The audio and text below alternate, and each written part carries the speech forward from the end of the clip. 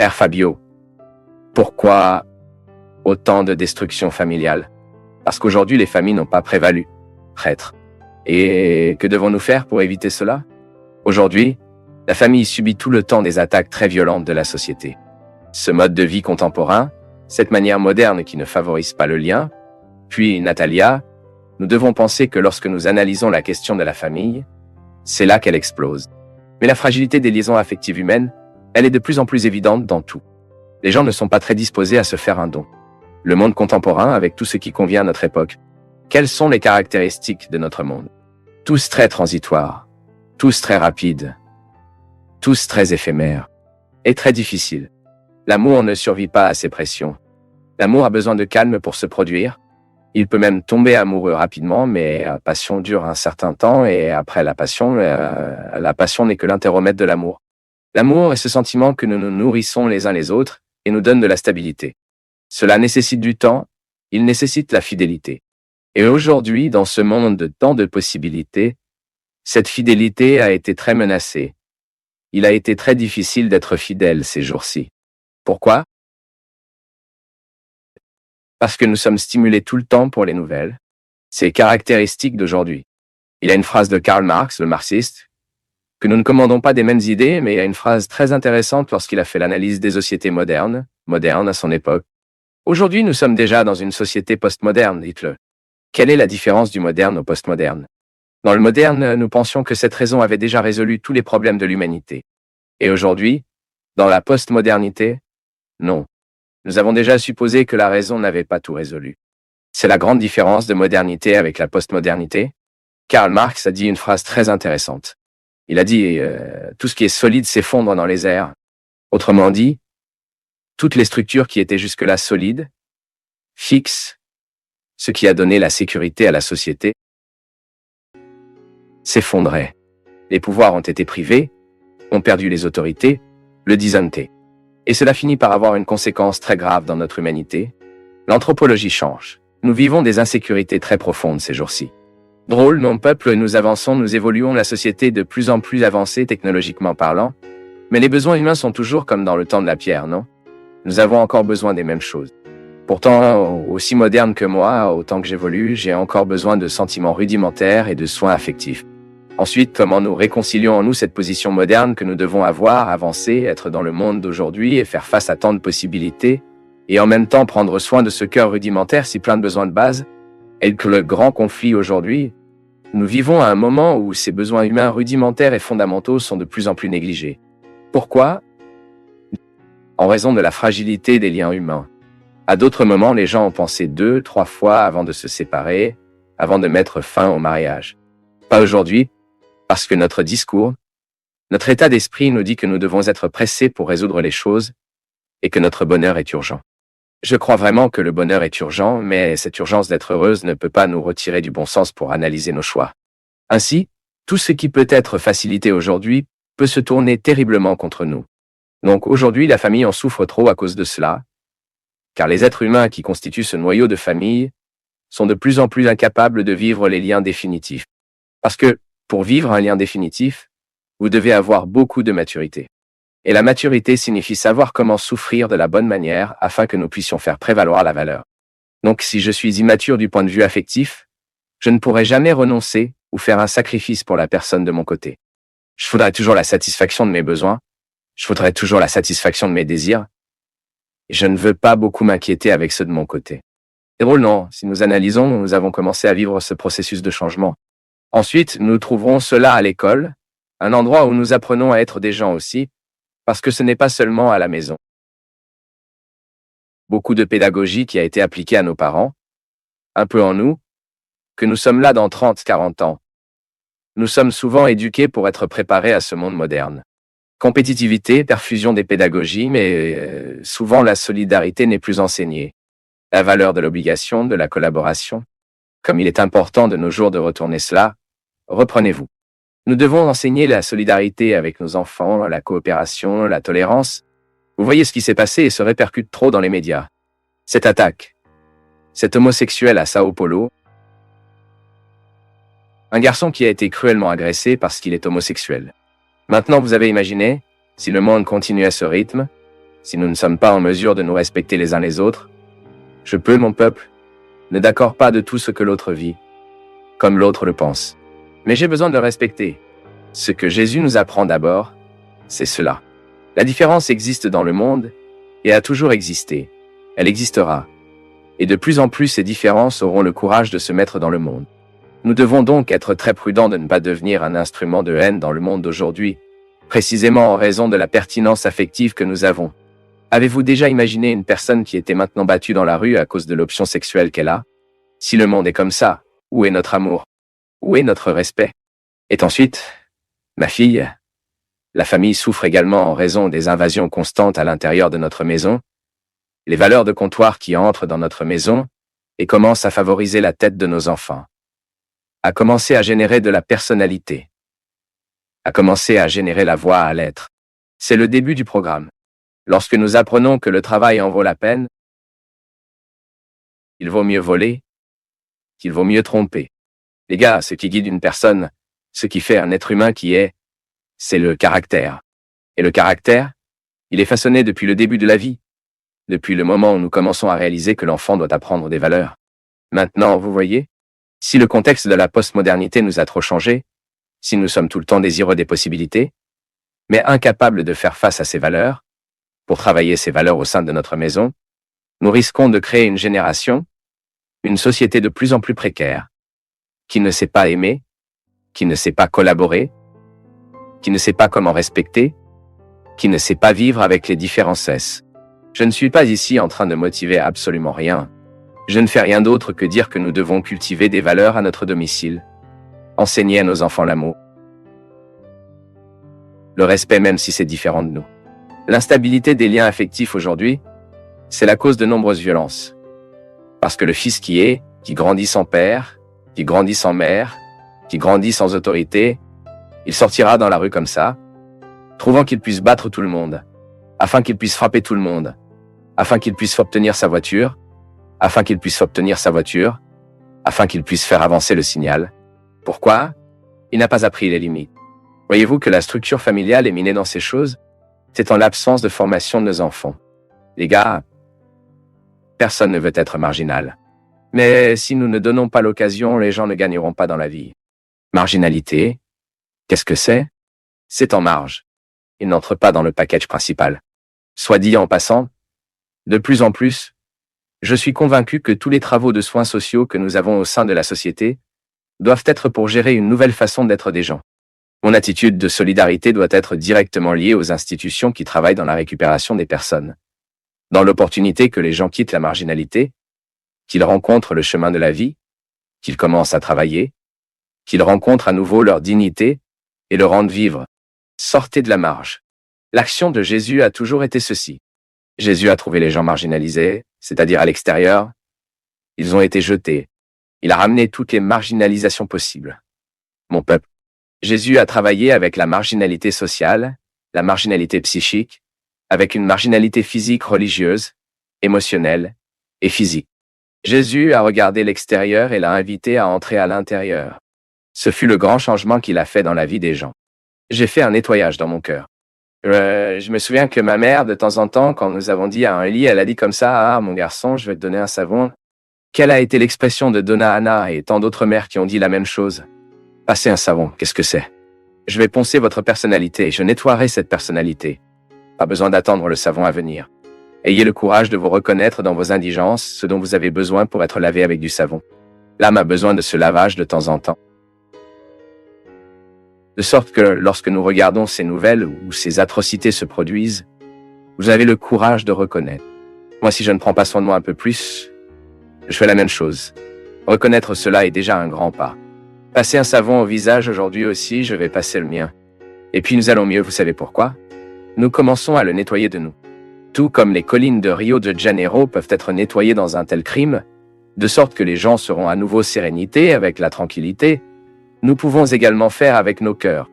Nettoyez votre cœur, retirez tous les restes de haine, du mal, d'intolérance. Permettez à Jésus d'y rester. Et si vous avez Jésus dans votre cœur, soyez assurés.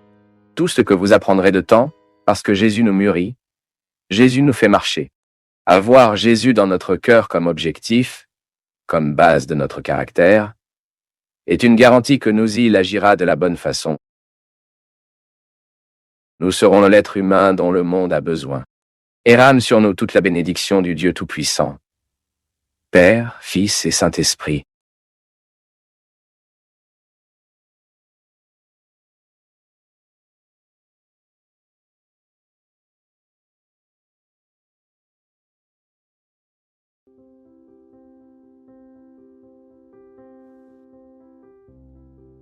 Et aujourd'hui, je voudrais commencer par vous dire que j'écris dans la colonne d'un journal Rio de Janeiro appelé La Journée. Et dimanche dernier, j'ai fait ses débuts dans la colonne.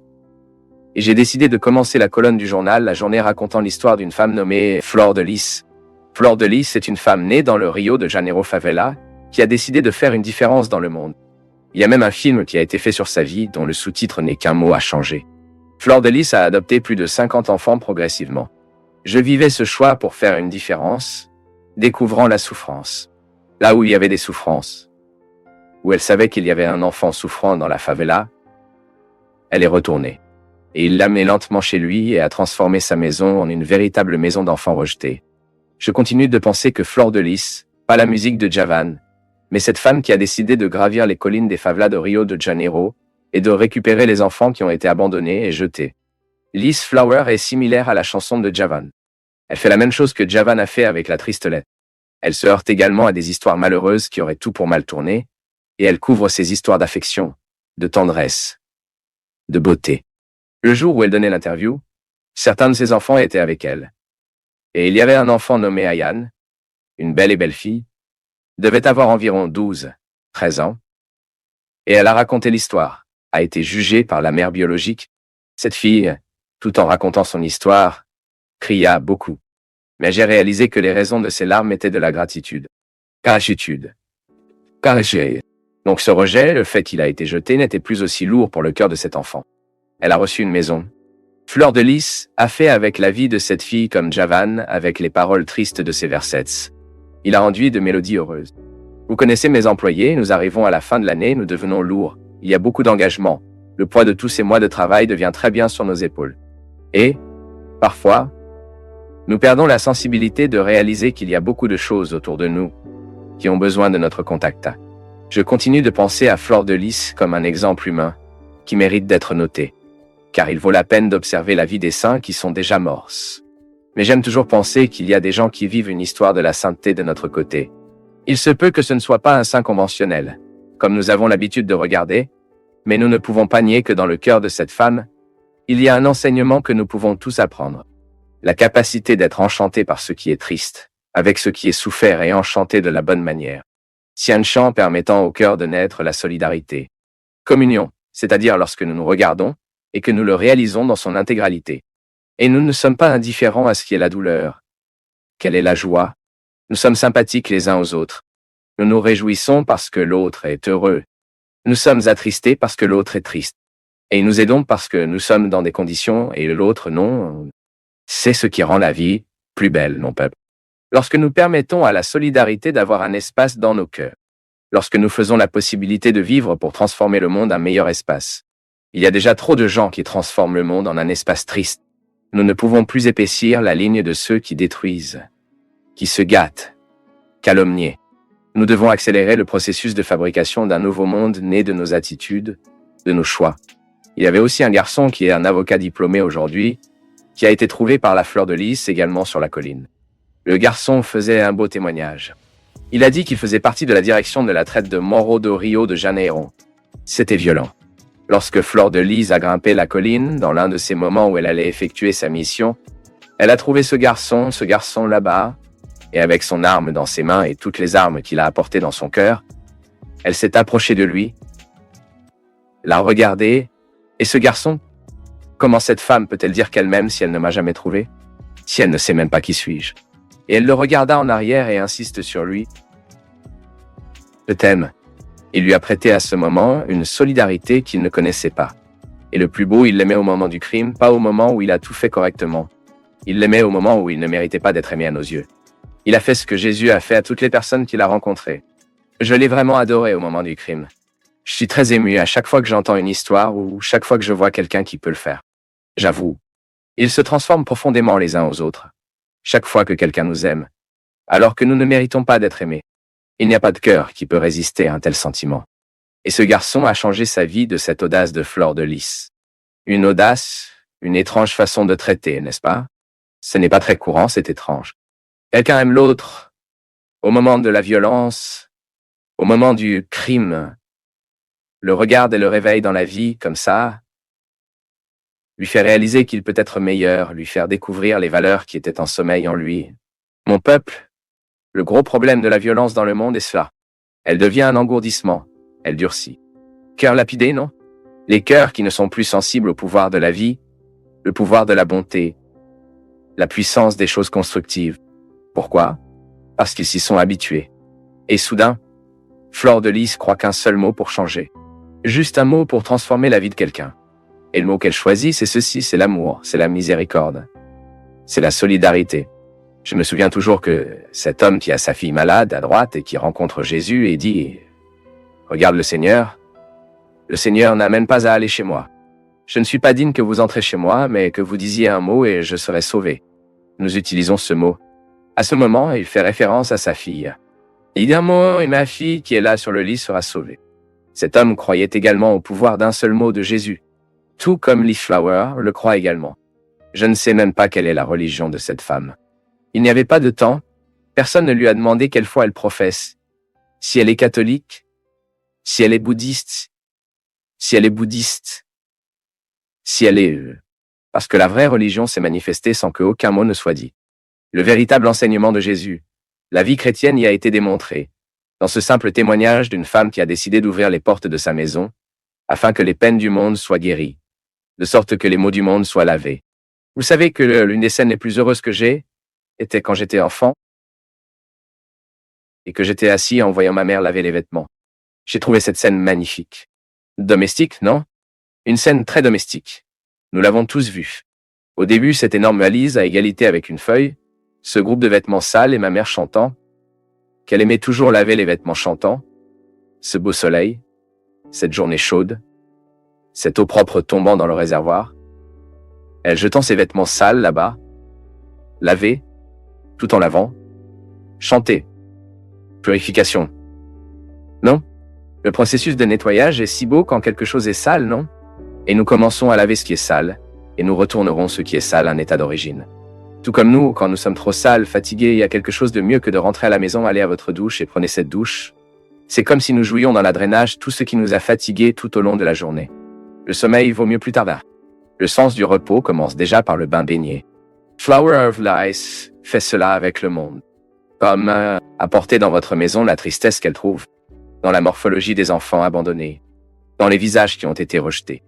Chez les gens qui ont été jetés comme s'il s'agissait d'un objet, amène dans la maison, se baigner, nettoyer, renvoie la dignité et dit en regardant dans les yeux de ses enfants « Je t'aime, voici votre maison, vous avez lieu ici. » Le même que Jésus avec les gens qu'il a rencontrés, comme ma mère a fait avec les vêtements sales qu'elle a lavés, de la même manière que nous pouvons le faire avec le mot que nous disons. Combien de fois je le découvre, il y a un mot qui a le pouvoir de laver l'autre, il y a un mot qui a le pouvoir de laver l'autre, il y a un mot qui a le pouvoir de faire à nouveau les autres. C'est fantastique. Dans le mystère de la confession, moi, en tant que prêtre, en donnant l'acquittement des péchés après avoir écouté ce lavage de prosécu, parce qu'il jusquie sale et croit que par le minère natal, le bois bear, le boris se pousse, parce qu'il jusquie lavage tous les vêtements sales du péché, au moment où il reçoit l'absorption. Il redevient nouveau. C'est pourquoi l'Église travaille tout le temps depuis le rite, ce qui nous rappelle l'eau, le sacrament tel que l'eau représente dans le rite. L'eau se lave, l'eau purifie. C'est pourquoi vous avez dans les Saintes Écritures de nombreux passages où l'eau se lave, se purifie. Vous avez sur le calvaire, lorsque la lance imprègne le cœur du Christ, l'eau qui est rassemblée. Le sang et l'eau ont lavé l'humanité de toutes ses impuretés. Je suis désolé d'être si audacieux de dire ça. Fleur de Lys a découvert que dans les calvaires du monde, elle peut également offrir cette eau pour laver ce qui pèse, pour offrir un abri à ceux qui nient.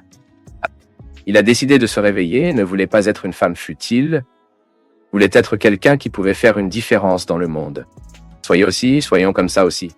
Face à une telle histoire, nous n'avons qu'une seule réaction, pour faire de même. Vous ne pourrez peut-être même pas héberger 50 enfants. Vous ne pourrez peut-être même pas apporter chez vous. Votre structure de vie ne vous permet pas. Vous n'avez aucun moyen d'arrêter votre vie pour le faire. Mais vous pouvez vous réveiller et réaliser qu'il existe de nombreuses institutions qui font cela, et que si vous créez ces institutions, qui sont des institutions sérieuses, vous aidez également à laver ces maux de l'humanité. Il y a beaucoup de gens qui, aujourd'hui, Dieu merci, ne s'attendent pas au gouvernement, ne s'attendent pas à des politiques publiques, mais elles roulent leurs propres manches et mettent leurs mains sur cette messe. Faisons de même. La fin de l'année est un moment où nos cœurs peuvent devenir plus difficiles, mais il peut également devenir plus sensible. Pour nous de réaliser ce qui est de notre côté et que nous pouvons aider. Et profitez-en pour laver nos maux aussi, ce qui nous pesait. Il va dormir plus loin, non seulement dans le corps, mais aussi dans votre âme, dans votre tête. Laissez cette eau purifier vos poids. Permettez à Jésus d'entrer dans votre vie pour le faire, vous purifier, vous transformer, vous libérer.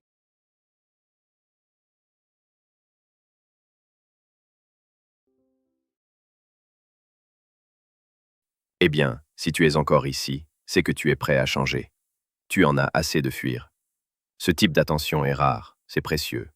Écris ta ville dans les commentaires et, si tu veux, partage cette vidéo avec quelqu'un qui cherche lui aussi plus de clarté. Merci, une grande accolade et à très bientôt.